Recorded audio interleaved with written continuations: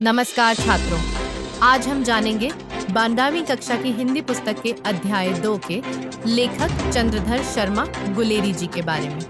चंद्रधर शर्मा गुलेरी का जन्म 1883 में जयपुर, राजस्थान में हुआ था।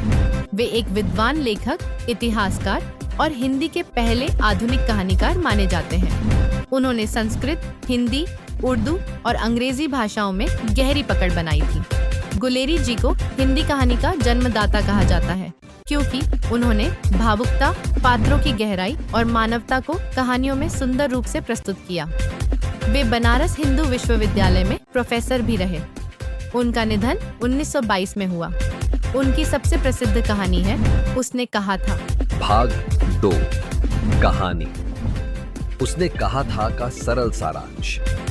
यह कहानी एक भावनात्मक और बलिदान की मिसाल है। लाहौर के एक छोटे से लड़के की कहानी है जिसका नाम नहीं बताया गया है। कहानी 3 हिस्सों में बंटी है। बचपन का प्रेम, समय और दूरी, युद्ध और बलिदान।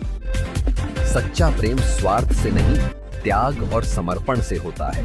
भाग 3 विशेषताएं। उसने कहा था यह कहानी हिंदी की प्रथम आधुनिक कहानी मानी जाती है। इसमें देशभक्ति, प्रेम, त्याग और मानवीय संवेदना को सुंदर ढंग से प्रस्तुत किया गया है। क्या यह कहानी वास्तव में उतनी ही प्रभावशाली है जितनी लोग कहते हैं?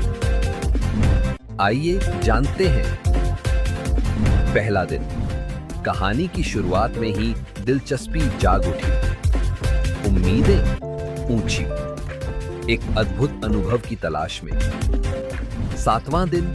कहानी के पात्रों के साथ जुड़ाव महसूस हो रहा है।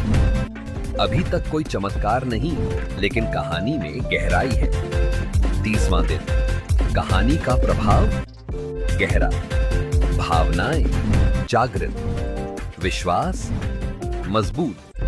ठीक है, हाँ, मैं इस कहानी से प्रभावित हूं।